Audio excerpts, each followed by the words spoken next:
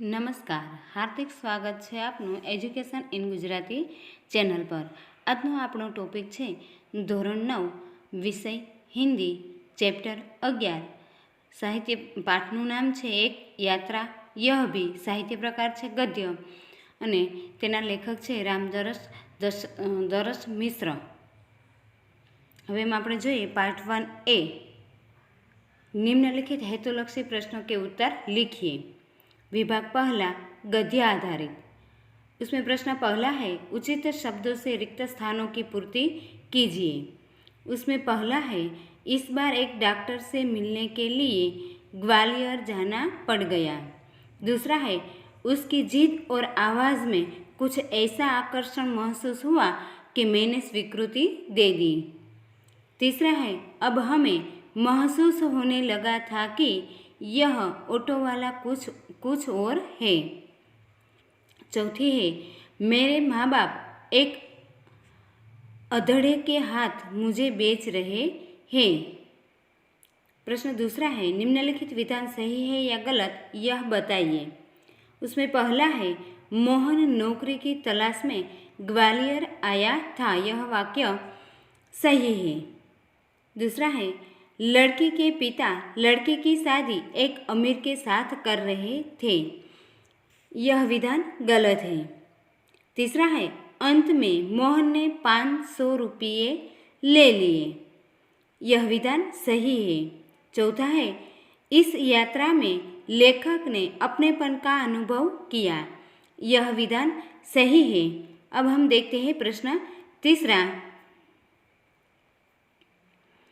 निम्नलिखित प्रश्नों के उत्तर एक एक शब्द में लिखिए। उसमें पहला है मोहन कहाँ का रहने वाला था, उसका उत्तर है आगरा का। दूसरा है मोहन लड़की को कहाँ ले गया, उसका उत्तर है पुलिस स्टेशन में। तीसरा है थानेदार ने लड़की की शादी किससे करवा दी, उसका उत्तर है मोहन से। अब प्रश्न चौथा है निम्नलिखित वाक्य कौन किससे कहता है यह लिखिए। उसमें पहला वाक्य है तुम इससे शादी क्यों नहीं कर लेते, यह वाक्य थानेदार ने मोहन से कहा। दूसरा है वास्तव में तुम बहुत बड़े हो मोहन, यह वाक्य लेखक ने मोहन से कहा। प्रश्न पांचवा है सही वाक्यांश चुनकर निम्नलिखित विधान पूर्ण कीजिए। उसमें पहला है ऑटो वाले ने लेखक को नई जगह पर पहुंचा दिया क्योंकि डॉक्टर ने क्लिनिक की जगह बदल दी थी।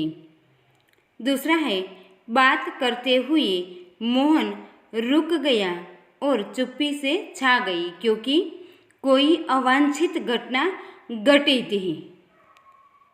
तीसरा है लेखक को मोहन की बात कहानी कथा सुन रहे हो ऐसी लगी क्योंकि लेखक सोचने लगे कि कोई थानेदार ऐसा सख्त व्यवहार कर सकता है। चौथा है मोहन ने ज़्यादा पैसे लेने से इनकार कर दिया क्योंकि मोहन चाहता था कि उसे इतना पराया न समझ जाए। प्रश्न छठा है निम्नलिखित प्रश्नों के साथ दिए गए विकल्पों में से सही विकल्प चुनकर उत्तर लिखिए। उसमें पहला है लेखक को ग्वालियर में किससे मिलना था, उसका उत्तर है एक डॉक्टर से। दूसरा है ऑटो वाला शादी के प्रस्ताव से चकरा गया क्योंकि वह आकस्मिक था। अब विभाग दूसरा है व्याकरण आधारित। उसमें पहला है विभाग अ के शब्दों के पर्यायवाची शब्द विभाग ब में से ढूंढकर लिखिए। उसमें पहला है तसल्ली यानी आश्वासन। दूसरा है संकोच यानी झिझक। तीसरा है अवांछित यानी अनचाहा। चौथा है असमंजस यानी दुविधा। पांचवा है खफा यानी नाराज। छठा है अधेड़ यानी प्रौढ़। सातवां है खुसट यानी अप्रिय और आठवां है हवालात यानी जेल।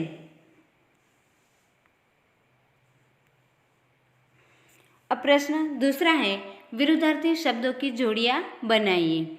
उसमें पहला है परिचित यानी अपरिचित, दूसरा है समस्या यानी समाधान, तीसरा है मसीहा यानी शैतान, चौथा है प्रीति यानी नफरत, पांचवा है संतोष यानी असंतोष, छठा है शोषण यानी पोषण, तीसरा है निम्नलिखित शब्दों के लिंग पहचान कर लिखिए।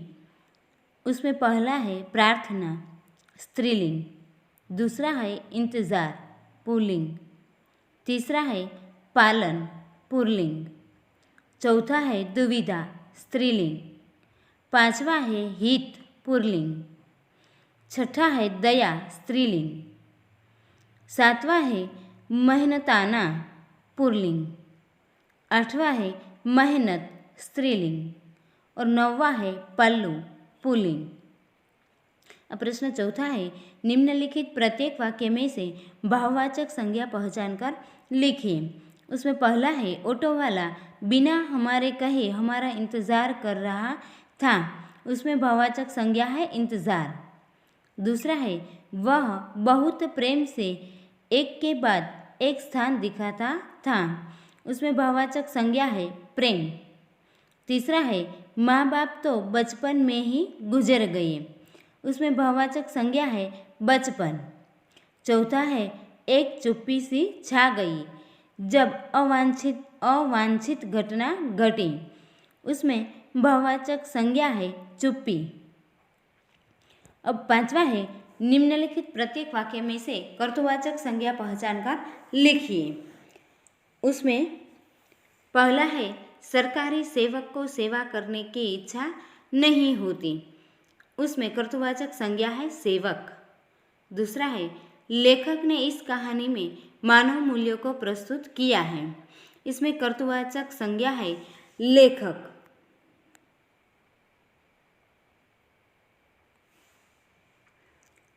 अब प्रश्न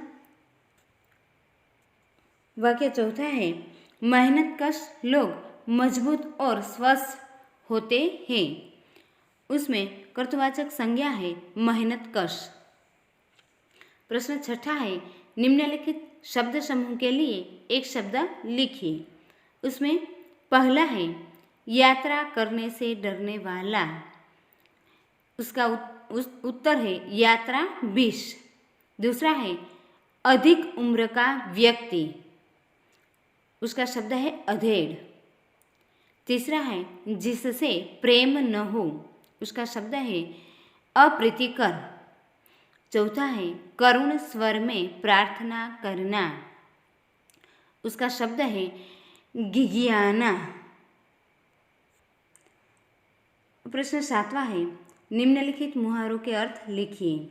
उसमें पहला है पाला पड़ना यानी संबंध जुड़ना, दूसरा है चुप्पी सी छा जाना यानी खामोशी छा जाना, तीसरा है असमंजस में पड़ना यानी उलझन में पड़ जाना, और चौथा है दामन थाम लेना यानी आश्रय लेना। अब पार्ट बी, उसमें प्रश्न पहला है निम्नलिखित प्रश्नों के उत्तर एक एक वाक्य में लिखिए। उसमें प्रश्न पहला है लेखक को ग्वालियर क्यों जाना पड़ा, उसका उत्तर है लेखक को एक डॉक्टर से मिलने के लिए ग्वालियर जाना पड़ा। अब प्रश्न दूसरा है लड़की ने मोहन से खिखियाते हुए क्या कहा, उसका उत्तर है लड़की ने खिखियाते हुए मोहन से कहा मोहन मुझे बचा लो।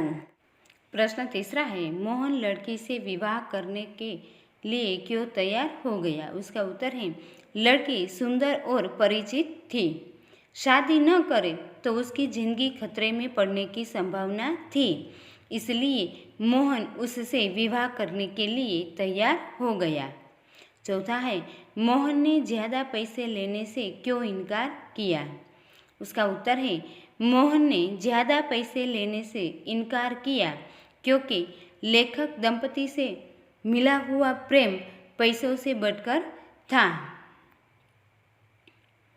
अब प्रश्न दूसरा है, निम्नलिखित प्रश्नों के उत्तर 2 या 3 वाक्यों में लिखिए। उसमें पहला है, लेखक ने ऑटो वाले की बात को स्वीकृति क्यों दी? उसका उत्तर है, लेखक ने ऑटो वाले की जिद और आवाज़ में एक प्रकार का आकर्षण महसूस हुआ। उससे प्रभावित होकर उन्होंने उसके रिक्शा में बैठने की स्वीकृति दी। प्रश्न दूसरा है, घंटे भर तक अपना इंतज़ार करने वाले ऑटो वाले के बारे में लेखक ने क्या महसूस किया? उसका उत्तर है, घंटे भर तक अपना इंतज़ार करने वाले ऑटो वाले के बारे में लेखक ने महसूस किया कि यह ऑटो वाले की अपेक्षा कुछ और है। लेखक को लगा जैसे वह उसके अंदर घर कर गया है। अब प्रश्न तीसरा है, लड़की किस बात के लिए तैयार नहीं थी, क्यों? उसका उत्तर है, लड़की के माँ बाप उसे एक अधेड़ के हाथ बेच रहे थे। लड़की उस खुशट के साथ जाने को तैयार नहीं थी क्योंकि इससे उसकी जिंदगी बर्बाद होने की संभावना थी। अब प्रश्न चौथा है, लेखक मोहन को बहुत बड़ा क्यों बताते हैं?